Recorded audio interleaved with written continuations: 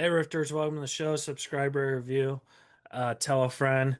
Not sure if my social media is back yet, but as you guys know, I got banned on Instagram and on Facebook. So follow me on TikTok. So yeah, follow me on TikTok right now. Cameo, all that jazz. We got a great show for you today. I'm super excited. I've been wanting to talk to this fella for a long time. You've seen him, on Pretty in Pink. You've seen him in Holy Man. You've seen him in Dudes, which is one of my favorite movies. You've seen him in Supergirl. And of course, who could not forget Two and a Half Men? Jon Cryer will be here via Zoom. So, guys, subscribe, rate, review, like us on YouTube, all that stuff, and tell a friend. We really need help with the promotions right now and all that jazz. Other than that, enjoy this episode of Reza Riffs with Jon Cryer. Coming up. From Hollywood, California, welcome to Reza Riffs with your host, Keith Reza. Hi, Jon. Hello. Hi, Jon Cryer. How are you? I'm good. How are you? I'm doing well. Thank you so much for agreeing to do this. Oh, happy to. Happy to. You got me for an hour. Let's do Oh, this. yeah. I'm super excited. I've been wanting to talk to you for a couple years now because all the interviews I hear from you, you just seem like you're such a nice dude. Oh, well, So, thank you. Well, this is going to change all that. So don't you worry. Is the sound quality okay? I'm just on my AirPods. oh yeah, it's great. Oh, great. It's great. Great. Fantastic. Okay. I do like my brain kind of goes back and forth a little, so we might skip timelines a Right. little. So I apologize. Mine does too. We'll Okay. have fun. The first question I want to ask you is something like it's like a funny question, I guess. You probably don't get asked this a lot, but in Pretty in Pink, did you ever think to yourself when you were doing it, you're like, I'm gonna get Christy Swanson at the end? No, because originally Ducky wasn't didn't end up with Christy Swanson's character at the end, Duckette, as I believe she's referred to in the cast notes. No, in the original ending to Pretty in Pink was a little different. Oh, It was that Ducky shows up for Andy, Molly Ringwald's character, at the prom, and they dance the moonlight dance together. And it's not really hinted that it's going to be them together romantically, right. but it is definitely a big sort of up yours to the rich kids that we're dancing together, and that's the way the movie was supposed to end. But the test audiences did not like that ending because they really really liked Andrew McCarthy. So we did a reshoot, and John Hughes just felt like, well, Ducky's got to have some hope of something. So now that he's all decked out in his full tux, Right. maybe there's somebody who sees him a little differently than they used to, and that was what we were going for. um but yeah, Christy, when we did the reshoots, I was like, who is this lady? Because she was, obviously a very very beautiful lady. And Years later, she was the original Buffy the Vampire Slayer, Yeah. actually. Yeah. Christy's one of my good friends. Oh, So awesome. yeah, yeah. So she was also my celebrity crush growing up. So like, it's like Ah, So I was I like, get yeah. it. So you're like, Christy Swanson.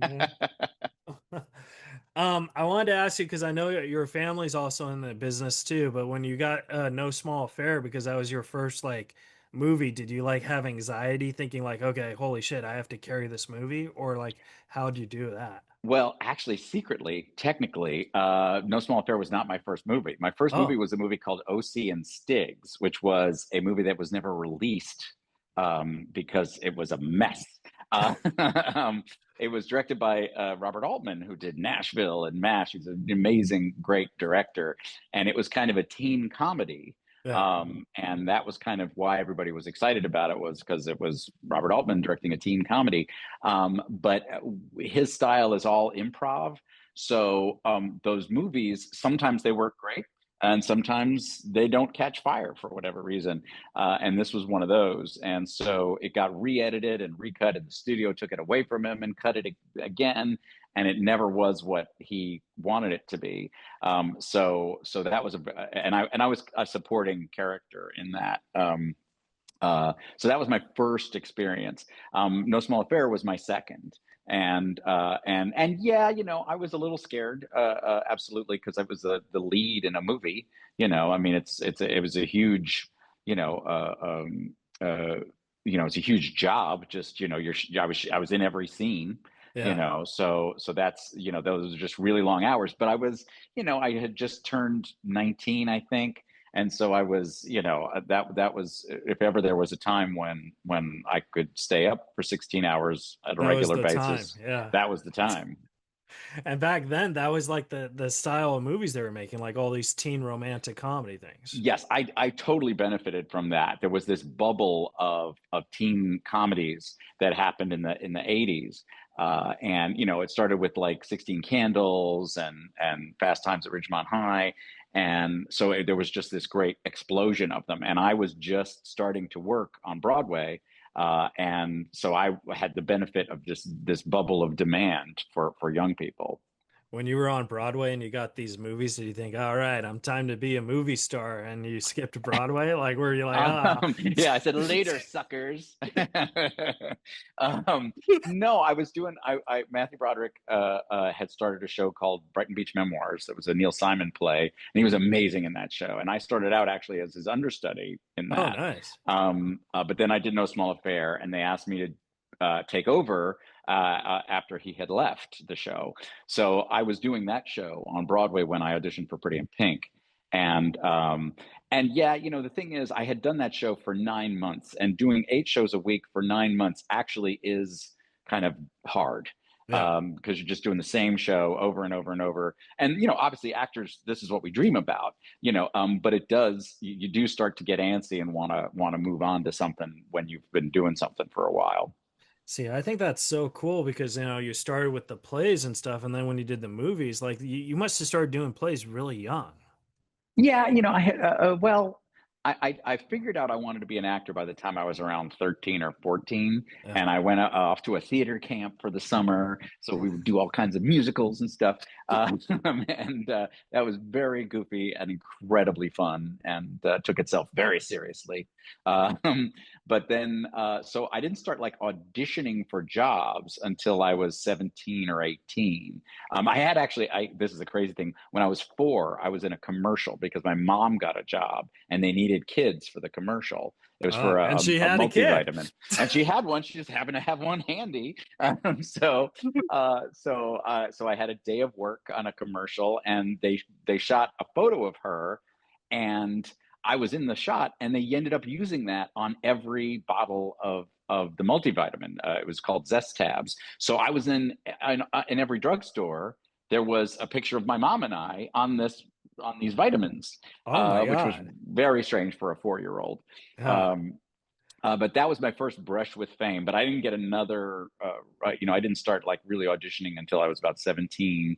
And there was a lot, and Matthew Broderick was getting a lot of work, and they needed people to take over from parts for him, and they needed understudies for him. So that was my first, that was the first time the door kind of opened for me. I have a random weird question for you. I apologize, but Apologizing in advance. Okay.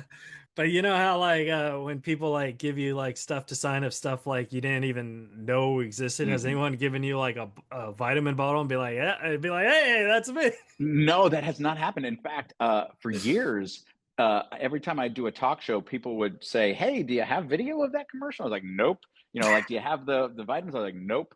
And then finally, many many years, like probably only 3 or 4 years ago, somebody sent something to me, a link to eBay. Somebody was auctioning off bottles of the Zest tabs. Yeah. So I got one. So I now have one sitting in my office. Oh my Um, God. yes, but no, I haven't been asked to sign things, and nobody has been able to dig up the video of my mom doing the Zestabs commercial. You should say, hey, mom, do you remember this? I hope she Yes. paid you for that. Oh, absolutely. I did. And actually, I did get paid. I remember I got paid as a 4-year-old $2,000. So I was the richest 4-year-old at my school. And that immediately went into my college account. Did not, and I ended up never going to college. So it didn't Yeah. get spent. But but my mom, she guarded that money and made sure that I had it if I needed it. $4,000 for a 4-year-old is kind of like $1 million, though. Oh my So God. like Yeah, no, I it, didn't spend it. I never spent it. It's, and by the time I was 6, I think I totally forgot about it. So, um, but, uh, uh, but it was fun to be around the theater and the acting scene of that time because it was a really wild time, and my mom was a playwright and my dad was an actor as well, and so they were very much, they kind of knew everybody peripherally. It's like I remember, there was an actor, Bill, oh God, his last name just left me, but he was the voice of Kit, the car in Knight Rider. okay. And he was a friend of my mom's, and I was like, oh, this is the best thing ever. Yeah. Lovely guy, and shoot, I'm so embarrassed that I forgot his last name. um but um but at any rate, so it was lovely, it was fun to be around that kind of stuff when I was a kid. Yeah. And something that like this is one of those questions I might go back and forth because you're Lex Luthor, which is you're Mhm. brilliant, but also you did a Superman movie during this time too. That I think a lot, you know what I mean? Yes, yes. The Superman movie came up. The Superman, the one I was in was Superman 4. Yeah. Superman 1 and 2 were huge hits, and were amazing, and totally changed movie superheroes because the special effects were great, and it was this epic. It treated Superman, it was like a 2.5 hour movie. I mean, it was like it treated Superman like it was the Bible. Yeah. That's how important it was. And I loved it. Absolutely, absolutely loved it. But by the time they had 3 of them, the movie had the third movie was considered a flop, actually, and the whole franchise kind of died.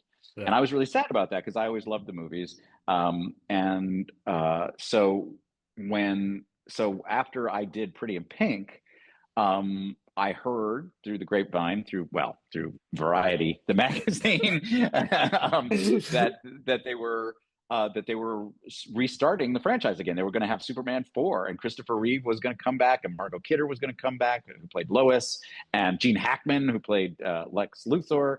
And I was like, wow, this is amazing. And they said, but they weren't going to have Ned Beatty, who was Otis in the original. Right. So they said Lex Luthor needs a new dumb sidekick. And so I was like, there is no way I'm not going to do this movie. And You're the like, original that's script was, me. I am the dumb sidekick you need at this moment. Um, and so the script came in, and it was terrific. It was written by the guys who had done Jewel of the Nile, which was the sequel to, oh God, the Michael Douglas movie. At any rate, it was, the script was terrific, and I was so excited about being a part of it. And it was shooting in London, and I was just, this is going to be great. But the problem was it was being produced by the Cannon Group, and the Cannon Group was famous for low budget movies. They were Right. famous for making just incredibly cheesy movies like Chuck Norris, Delta Force. That was their big hit, and it was, they spent $5 making that movie. So they And wanted to trim a lot, right? Yes. Well, they did. They also, well, they had big ambitions. They wanted to be a real studio, a real movie studio. So they also were doing a He-Man and the Masters of the Universe movie. They were doing a bunch of, they took on a bunch of big projects. But the problem was they totally overextended themselves. Yeah. And He-Man had a script that was very hot at the time. Everybody was very excited about He-Man.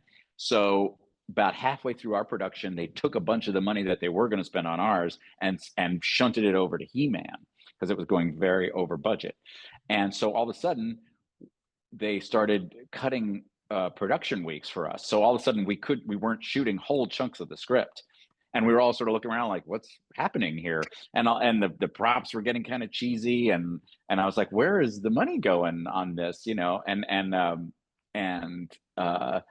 But we got through it, so I figured, okay, well, maybe they can fix it. I've got to just trust these people. They know what they're doing. Well, it turns out it got worse. He-Man got into trouble, and so they were supposed to do 6 months of post production with Christopher Reeve. They were going to shoot a whole bunch of stuff. but they just canceled it after a month. Yeah. So the movie came out, and it was Superman 4 was an absolute mess. And I was so sad about that because I had loved the first two movies and was so excited to be a part of Superman. Um, but it was, it was a big learning experience, and I got to work with Gene Hackman, which was amazing, and I got to work with Christopher Reeve, and he was lovely. And so, I'm incredibly grateful for the experience, but not necessarily for the way it turned out. But sometimes like that, like, isn't it like I think every actor obviously wants to do good work, but when in the circumstances when they don't become good or whatever, you think, okay, at least I got to work with like these people that so like that's on your resume where you're like, holy, these Yes. these are great. You know what I mean? It's still you're Yeah. Oh, no, learning no. something. It is impossible not to feel gratitude. Yeah. Because this is a ridiculous business, and it's never fair. You have no right to expect it to be fair. So I got to do flying scenes with Christopher Reeve. I got to do all kinds of amazing stuff. And they can Uh, never take that away from and you. they can never take that away from me. No, in fact, actually, this is embarrassing. One of the guy, the flying stunt coordinator, was kind of a legend, and he took me aside before the shoot and said, just a tip: the harnesses we have to put on get cinched incredibly tightly. Yeah. Because they have to support your whole weight, and they have to be sort of the fulcrum for when you're hanging from the two cables. And he said, so if there's any hairs down there, sometimes they get pulled into the cinches, and it's incredibly painful. Oh my God. Um, uh, so so uh, uh, so I took it upon myself to shave everything down there, including my butt. Right. Um, uh, and I did the flying; it was all fine. But what I did not realize is when your butt hairs grow back in, Yeah. they itch like nobody's business. Oh my god!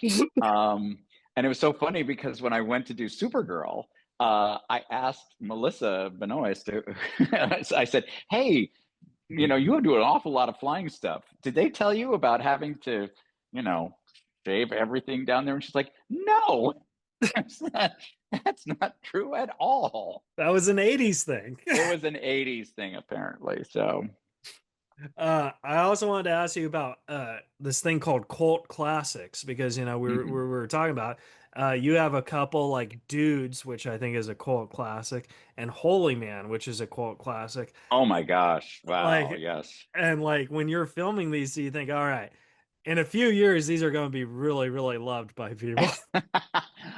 Well, Dudes was always a really strange script. So we were all just on board because we were like, this is, I've never read anything like this. So I'm excited to be a part of this. Yeah. Let's see what it is.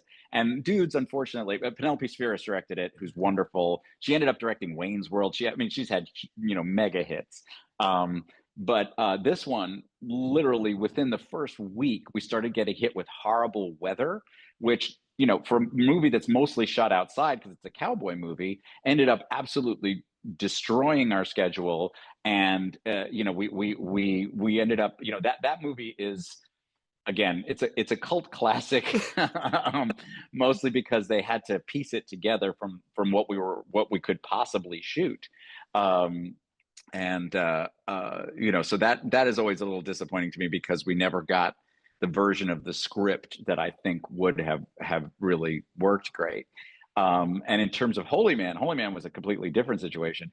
Holy Man was a script written by the guy who I think wrote Dead Poets Society. I mean, it's like, incredibly well respected writer.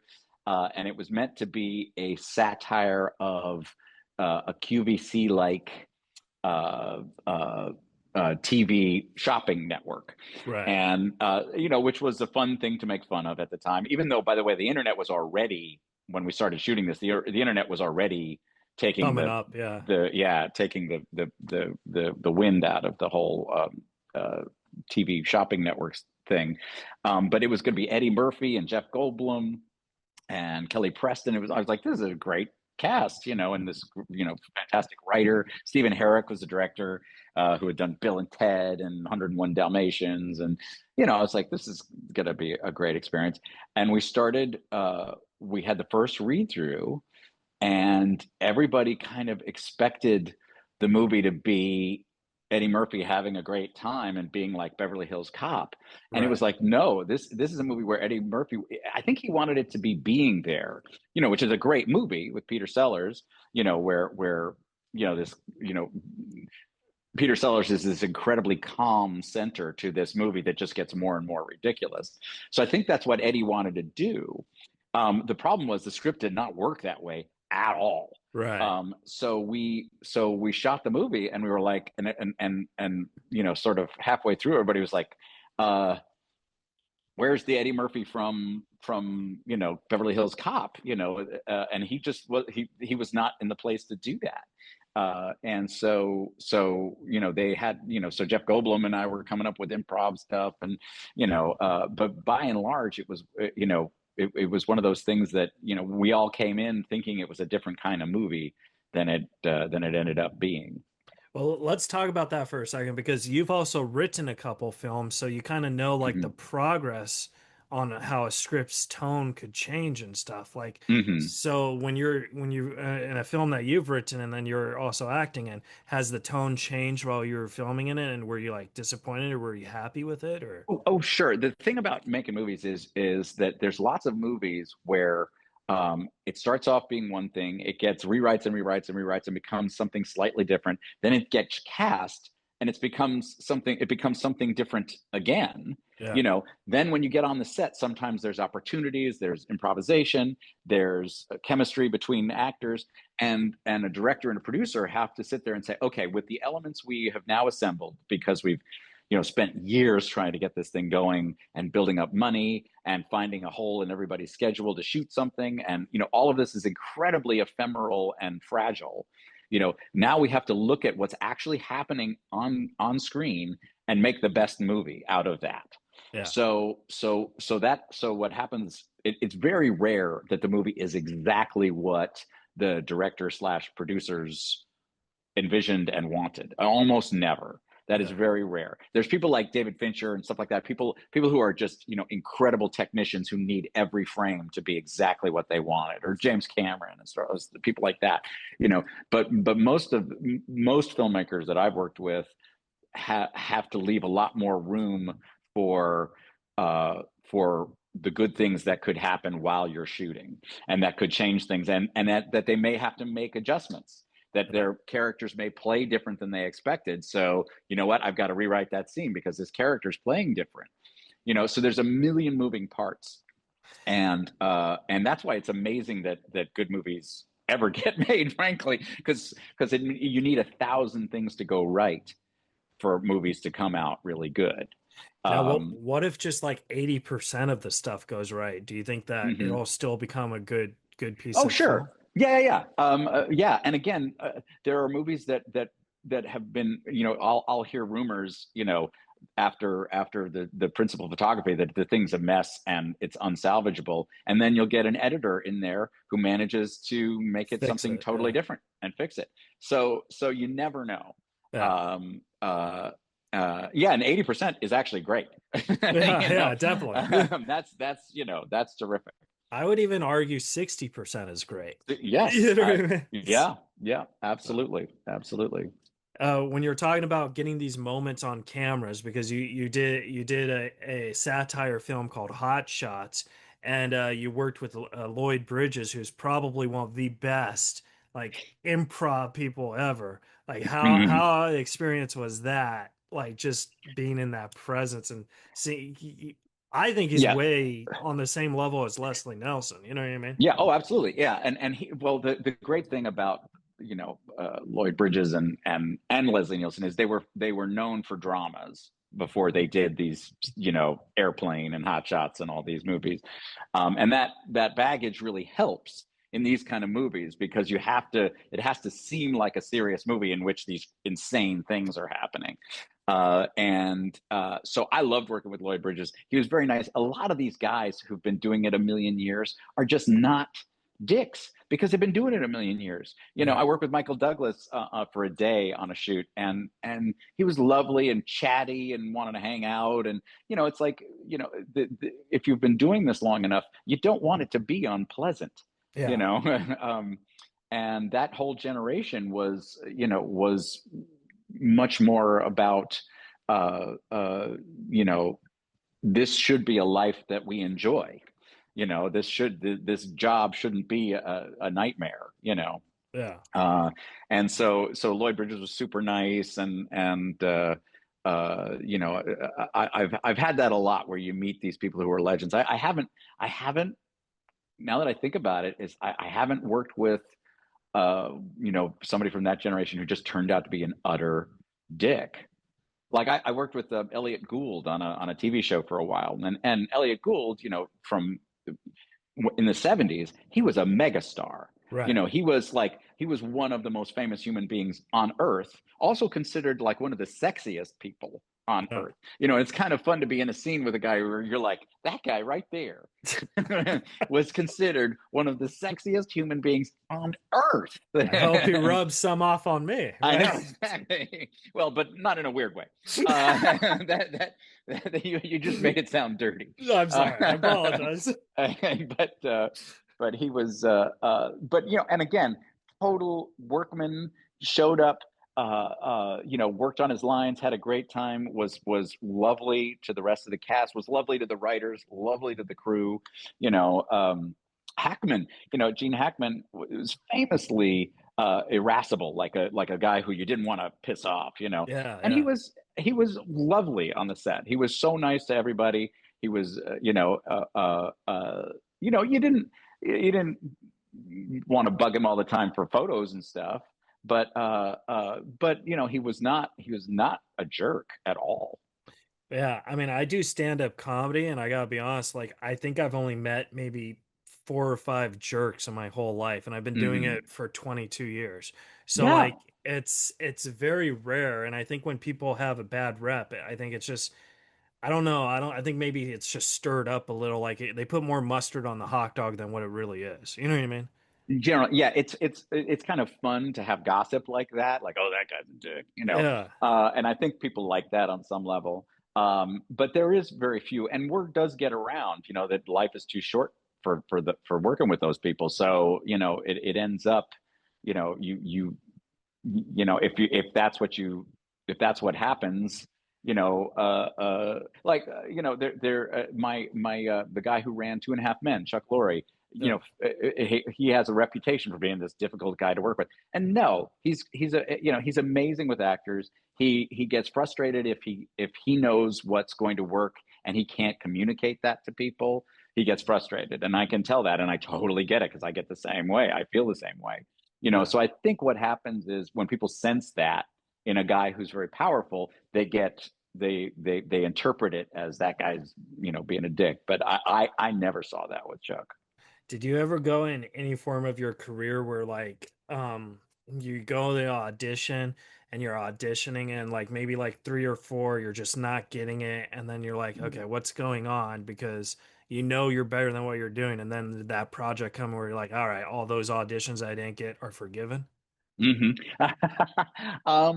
Well, what really helped me in auditions as an actor was, I produced an independent movie that I auditioned everybody on. Me, the director, and I auditioned every actor who came in, Yeah. and that was great because I got to see um, a million actors make a million mistakes, and I realized that the people that you're auditioning for, the people you're really nervous about, they're not Simon Cowell. They're not looking to tear you apart and say mean things that are entertaining. Right. They want you to be great. They want you to be exactly what they're looking for. They want to help you get there. Yeah. So you really don't need to look at them as people to be scared of. What you want to do is communicate with them and understand, and also understand one thing that was amazing for me is people would come in and be terrific, but just not right for the role. So I realized, oh, I'll bet there's a million auditions I went in and I was fine, but I just wasn't the right guy. I didn't. It Right. was not that I sucked. I didn't get the job, I didn't get it. That's not the reason I didn't get the job.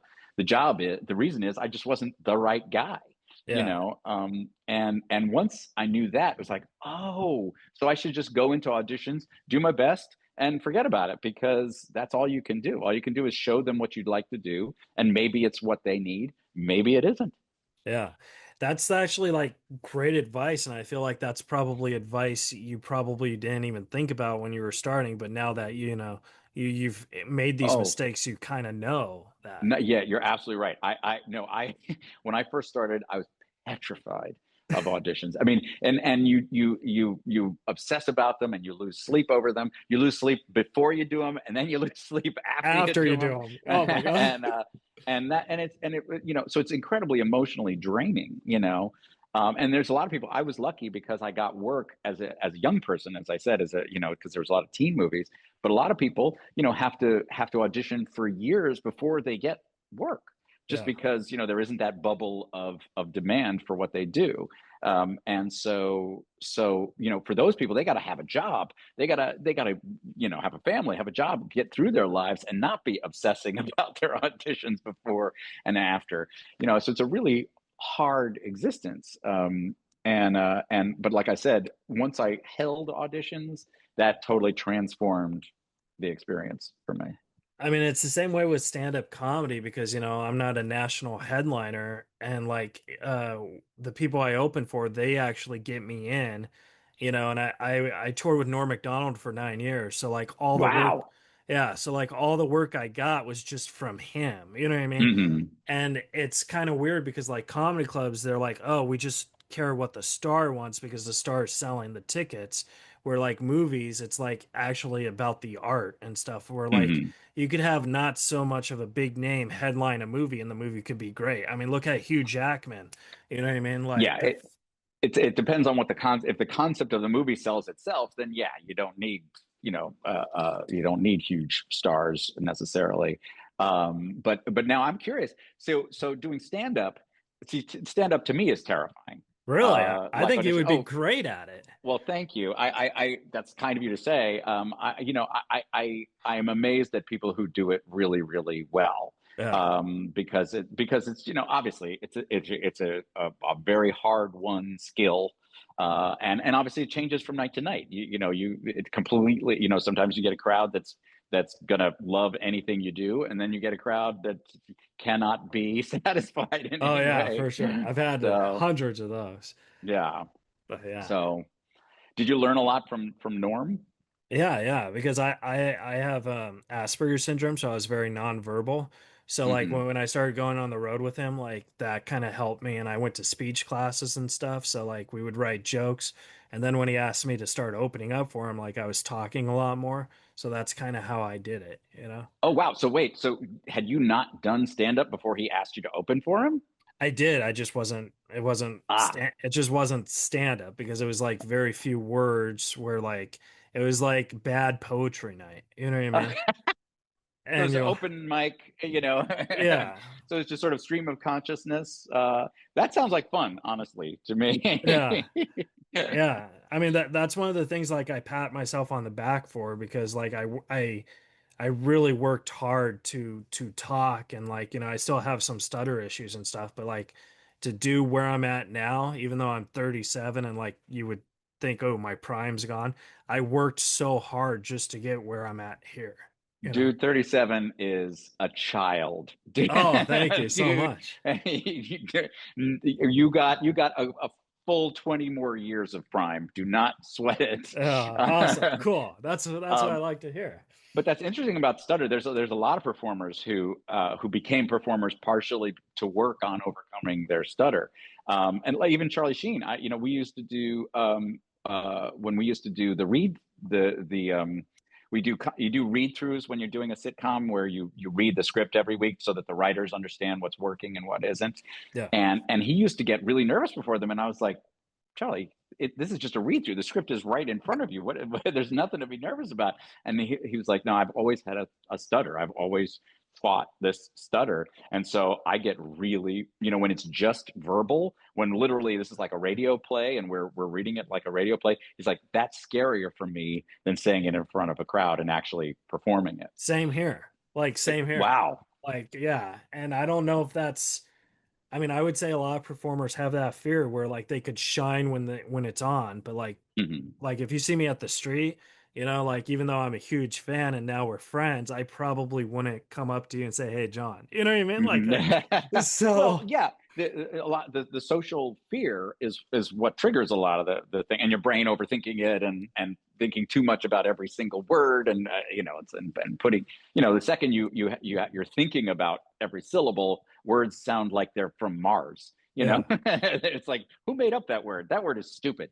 Why is this word coming out of my mouth? I wanted to ask you about directing because you've directed a couple episodes of Two and a Half Men, and I wanted to ask you like, is it hard for you to direct yourself? Oh yes, yes. I've directed other stuff, and it's much easier directing stuff that you're not in. Yeah. Um, uh, yeah, it's very hard. Basically, what you do is you use stand-ins. Your stand-in, you know, uh, uh, uh, you know, marks everything. And in my case, there's usually like in multi-camera sitcoms, there's a person called the camera coordinator, who works with the various camera people and helps them be in the right position and getting the right shots and all that stuff. And in Two and a Half Men case, we had a couple of people who were amazing camera coordinators, Yeah. and we're for all intents and purposes able to direct if they wanted to. So when I was so basically when I was on stage working as an actor, my camera coordinator would be calling the shots. So I would set them all up and set, and make sure that everything was working exactly the way that I wanted to, and then I could just go in and do the scene. But it was really hard because I had, if I had a lot of lines, if I had a lot of, it's just the amount of time to learn things, and when you're directing is really hard. This might be a question that if you don't want to answer, you could hit the pass. I totally understand. But Okay. but when Charlie Sheen went through his thing, did you have like nervous like, oh my God, now I'm gonna have to be the main star, or what if they don't find someone to replace him, or what if the show get canceled? Like, did that give you Oh major yes, anxiety? huge anxiety. Well, the biggest anxiety of that time was, I don't know if you remember, but Charlie appeared to be going insane Yeah, yeah. at the time. Remember, he was doing those late night web rants, He was doing and stand up for a while. yes, he was doing well. Well, that was the thing, by the way. He did a Live Nation booked him on a live tour, Yeah. but and it was so funny because I was like, Charlie doesn't know how to do a live tour. Charlie does not do stand up. Is I hope, but I had to figure somebody in his entourage knows how to put a live show together. Somebody has to. He's got managers and agents and lawyers. Somebody has to know how to do that. Well, nope, they didn't. His Violent Torpedo of Truth tour was a famous catastrophe. I mean, just every date got worse and worse and worse. Yeah. Um, And that's and bad in stand up. Like Yes, that's bad. you should be getting better and better every day. Exactly, exactly. So but yeah, so my biggest fear at the time, because he seemed like he was going insane, was that he was just going to die, that he was just going to have a drug overdose, and that's just what the next thing we were going to hear, was that he had passed away. So we were all very scared of that. I was, the show had been on for 7 seasons at that point. It had had an amazing run already. Yeah. I was incredibly grateful at the time. Obviously, I would rather it just keep going, but if, we can't keep going on with our star seeming like he's losing his mind and getting arrested and, all these things happening. And so, yeah, I was absolutely, I was also awful because like my life got interrupted a lot because paparazzi were all of a sudden coming after me all the time. They didn't used to care about me, Right. but once the show started falling apart, we were big news, and it was like this, and it was an internet shitstorm. I mean, it was world news all I mean every day was world news, and I was like, this is crazy, this is a sitcom, why does everybody care about this? Right. But at the time he was the highest paid actor, and I think actually he still is the highest paid actor in television ever. And he was throwing it all away, you know. But like let's talk about that for a second. Where like, you've always been known and stuff, and you're on the show and you say yourself paparazzi didn't really care about you until this happened. Like Mhm. how did that, like, excuse my language, but how did that fuck with your emotions where you're like, why can't it just be like when, you guys take a picture or whatever, you don't have to follow Mhm. me to 7-Eleven. Um, yeah, you get frustrated uh, uh, uh, because they really they interrupt your life. I mean, I would go out with my kids and they're all over me and yelling questions at me and trying to goad me into saying something so that they had something fun to show on TMZ or whatever. you Yeah. know uh and that's awful. That you're nervous every time you leave the house. I remember I was driving up to my sister's house in Santa Clarita, and they were actually tailing me, Oh my and God. I was like, this is crazy. That happened a few times. um and it was funny because I I uh, I got there, and my brother-in-law was saying hello, and we were unloading some stuff in my car, and the paparazzi came by, rifled off a bunch of shots, and then zoomed off in the car like I was going to chase them or something, like Right. like they were in trouble if they didn't just park the car and take more pictures of me. It was very dramatic and ridiculous. Uh, but but I resented that. That was just an awful way to live, and I resented my kids being photographed and all that stuff. And because they didn't have any part of this. So you know, but I was really just hoping that it would resolve itself. That either they just cancel the show, or it was the way that it happened was when they finally fired Charlie. I assumed the show was just done. Right. I figured, oh, well, okay, there's no Time show to find a anymore. new show, right? Yeah. And uh, and they and about a week later, the Chuck Lorre texted me and said we may not be done, and so he that then they started casting, and they eventually got Ashton Kutcher, and the show kept going for another 4 years. Yeah. I've only had one TMZ moment experience where I was walking with Norm, and Norm was like, "Whatever you do, don't ever talk to TMZ." And then they asked him a question. He turned around and he just started talking to him for a half hour. Well, actually, my wife is she was an entertainment journalist, and she said that the trick is just don't talk. Just Yeah. don't say anything, because if you're just walking by the camera, they have nothing. They have nothing to show. And that worked. During the worst of the times, if I didn't want to talk, I would just walk past the camera, and they stop bothering you after that, because they know they're not going to get a soundbite. Yeah. I have four more questions. I want to respect your time, so Okay. these are fast questions. Uh, Okay, hit me. all right. I wanted to ask you, on a script like Two and a Half Men or Extended Families, have you ever like rewritten your character's dialogue to suit yourself, or do you just trust the writers? Uh, in both cases, just trust the writers. Two and a Half Men had an amazing writing staff, and we almost never ad libbed. Very, very rarely. We probably, like Charlie and I, probably ad libbed 3 lines in 8 seasons. I mean, like, almost Wow. nothing. Yeah. Extended Family, because we were a new show, I was one of the executive producers, and so I was in the writers' room. So there was never a moment where there was a line that I wasn't that I was surprised by. I knew everything they were doing, and they were obviously really terrific writers as well. So I, and it never had one of those things where I was, just. I mean, we had a couple of moments on the set where I'd say, "Oh, hey, there's something funny we can do," but it was always in addition to the lines that they had written. Oh, nice. And then second question is, do you have any desire to write films again, or did you think, okay, I did that, done that? I'm open to it. I had written some independent films. I've had some scripts that I've sold places that, and that never got made. Uh, um, uh, the process of making an independent movie, finding financing and cast and doing that whole thing is like rolling a boulder uphill. And Yeah. I just don't know that I have it in me to do that, do a micro budget indie anymore.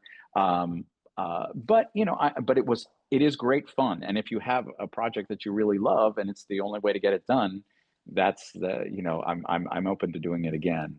Plus now, like with the technology, like you could probably film something really good with good what's that word?